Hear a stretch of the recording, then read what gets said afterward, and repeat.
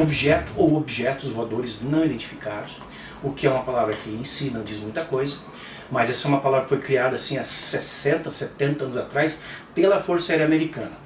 Na ocasião, não havia uma forma de chamar esses objetos, então a Força Aérea Americana chamou de objetos voadores não identificados, que é o UFO, Unidentified Flying Objects, que, como essa tecnologia pegou, não se parou de usar até hoje.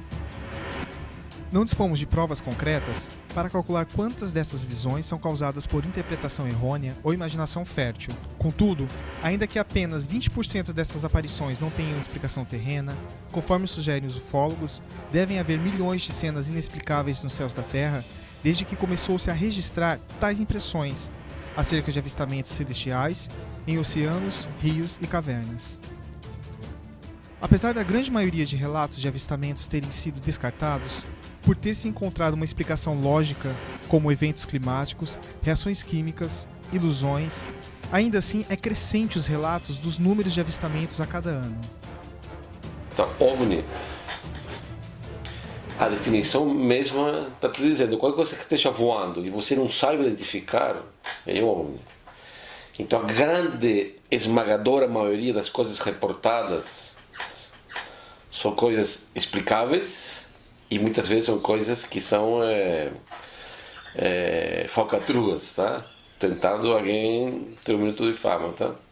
Mas tem uma porcentagem pequena que, do meu ponto de vista, são sim objetos voadores tripulados não identificados, tá?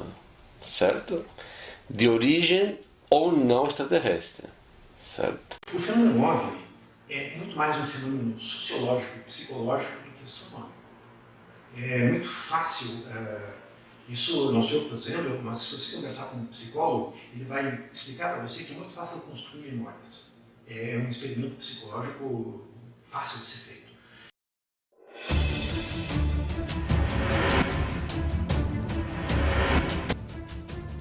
Bom, existem alguns aspectos que a gente tem que observar. A ficção científica tem sua influência, sim, na interpretação que as pessoas dão aos objetos no céu, mas também a gente tem que levar em conta que o conjunto de casos ufológicos que ocorrem ao redor de todo o planeta, existe uma parcela de casos que realmente não tem uma origem humana, digamos. Não são fraudes, erros de interpretação, fenômenos naturais, tecnologia terrestre. No mestrado, eu estudei o perfil psicológico das pessoas que alegavam ter algum tipo de contato com alienígenas, seja dos mais simples, ou seja, só OVNIs, luzinhas passando no céu, seja experiências mais complexas, de abdução ou de suposto contato amistoso com alienígenas. E estudando o perfil psicológico dessas pessoas, eu tentei, no primeiro momento, ver se aquelas hipóteses populares sobre o assunto faziam sentido nos dados, né? Se eu encontrava realmente aquelas características que a maioria das pessoas no senso comum acreditam que estão presentes nas pessoas que relatam essas experiências. Que essas pessoas são muito fantasistas, que essas pessoas têm tendência a mentir ou ter algum transtorno mental de forma mais prevalente, né? Uma esquizofrenia, alguma coisa que a faça ver coisas, ouvir coisas que não existem. Resumindo muito os resultados, essas hipóteses populares não se verificaram. Por outro lado, elas apresentaram, especialmente os abduzidos, algumas características psicológicas interessantes. A principal delas, aquilo que na psicologia e na psiquiatria a gente conhece como esquizotipia saudável. Enfim, são pessoas perfeitamente bem ajustadas, psicologicamente saudáveis, mas que têm uma propensão desde a infância um pouco maior a ver coisas ou ouvir coisas que não estão lá no ambiente. Isso é chamado de esquizotipia saudável ou esquizotipia benigna, ou até esquizotipia feliz, é um termo mais antigo. Então, essas pessoas têm essa característica que pode levar a uma série de experiências que ela tende a não reconhecer como vindo de dentro dela mesma e ela vai tender, por mecanismos psicológicos bem conhecidos, a projetar fora dela. Ou seja, parece que é algo que está fora quando, na verdade, isso está dentro. Isso não esgota todos os casos, de jeito nenhum, mas explica uma boa parcela deles. Um OVNI é um objeto voador não identificado, como as próprias iniciais identificam, né? E todo objeto, né, que esteja flutuando no espaço é de interesse para a aeronáutica ou qualquer força aérea identificá-lo.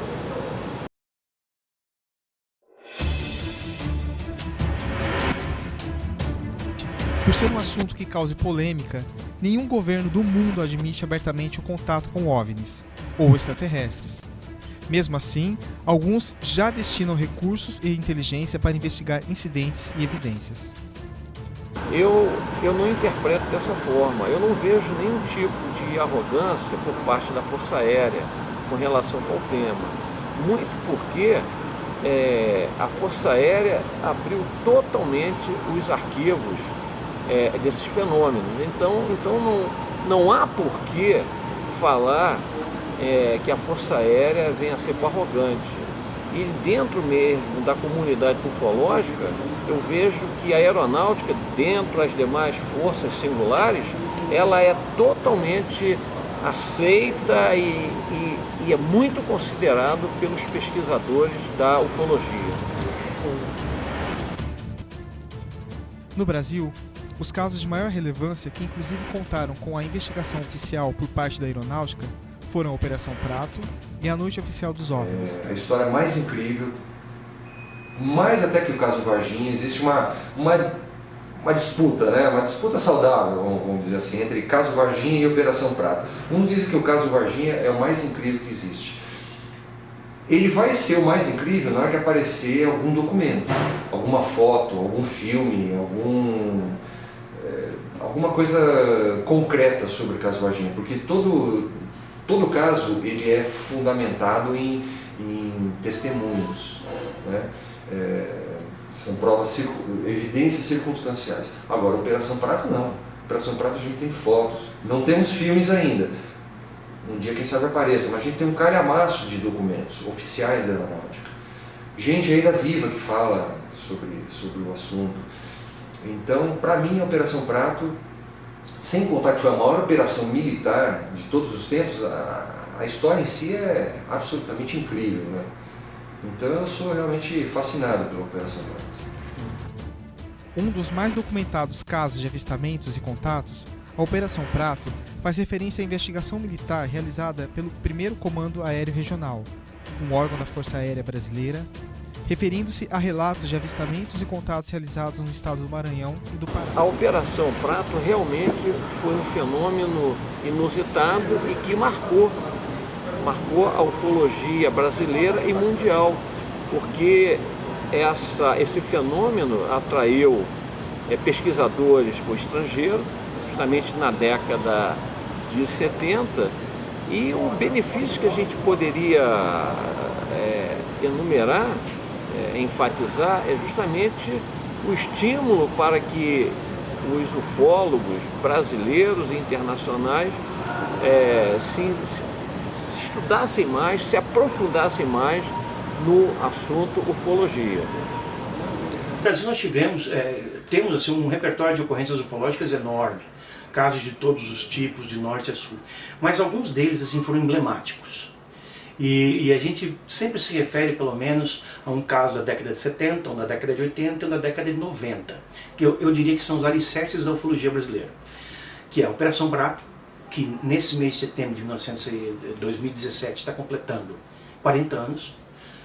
Depois, em 1986, dia 19 de maio, nós tivemos a Noite Oficial dos OVNIs do Brasil, acontecido sobre a região sudeste, e depois o caso Varginha, em 20 de janeiro de 1996. Como que esses casos foram tratados à época? Bem, houve um avanço na pesquisa ufológica de lá para cá. Em 1977, havia poucos ufólogos no Brasil, não havia internet, e a Operação Prato ocorreu circunscrita a uma área reservada da ilha de Colares e pontos adjacentes, e foi uma operação tocada pela Força Aérea Brasileira. Eram militares que estavam lá, que fizeram a investigação das ocorrências ufológicas. Os ufólogos naquela época não tiveram acesso às informações, com muito poucas, com raras exceções. Enquanto a Noite Oficial dos OVNIs refere-se à investigação realizada pela Força Aérea Brasileira nos céus de Brasília no ano de 1986. Após mais de 20 objetos não identificados serem detectados pelos radares do Centro Integrado de Defesa Aérea e Controle de Tráfego Aéreo. Durante essa aproximação, o alvo se deslocou em zigue-zague. Não tem uma forma definida, era uma luz muito forte. O SINTACTA, o centro de Brasília, Ele procurou no radar e achou. Outros casos de destaque na mídia brasileira são o incidente de Varginha e o voo 169 da VASP. Para a ufologia, apesar de poucas provas, todos esses relatos fazem parte dos muitos indícios que colaboram com sua linha de autenticação. Enquanto para os profissionais de comunicação, religiosos e céticos, apesar de serem histórias intrigantes, elas desafiam a sua comprovação científica, deixando qualquer esforço para se investigar o obscuro e de difícil comprovação. Esses são, de qualquer maneira, por mais que tenha acontecido há 40, 30 ou 20 anos atrás, casos que são alicerces, como eu falei, da ufologia brasileira, e casos excepcionalmente graves da ufologia mundial. E no caso de um deles, pelo menos o caso Varginha, comparado a um episódio semelhante, que é o caso Roswell, quando aconteceu a queda de uma nave, então são dois casos desse gênero, Varginha é imensamente superior. O caso Roswell foi investigado 25 anos depois. Varginha foi investigado 25 horas depois. Quando se descobriu o caso Roswell, havia meia dúzia para 10 testemunhas de primeira mão ainda vivas. No caso Varginha, nós temos mais de 300 testemunhas de primeira mão. Então as diferenças assim, são marcantes. É o caso mais importante, eu diria, da ufologia mundial.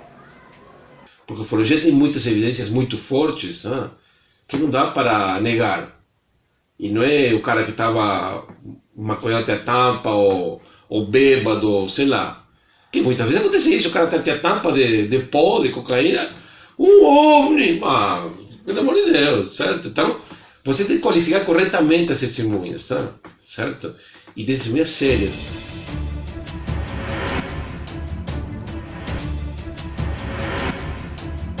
Porque como é um assunto sobre o qual não se tem consenso, né, não se tem provas, né, e o jornalismo ele não pode simplesmente passar recibo, né?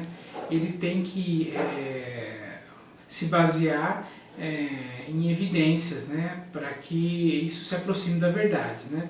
As matérias que são feitas sobre discussões a respeito do assunto, mas eu não vejo a preocupação geralmente dos jornalistas de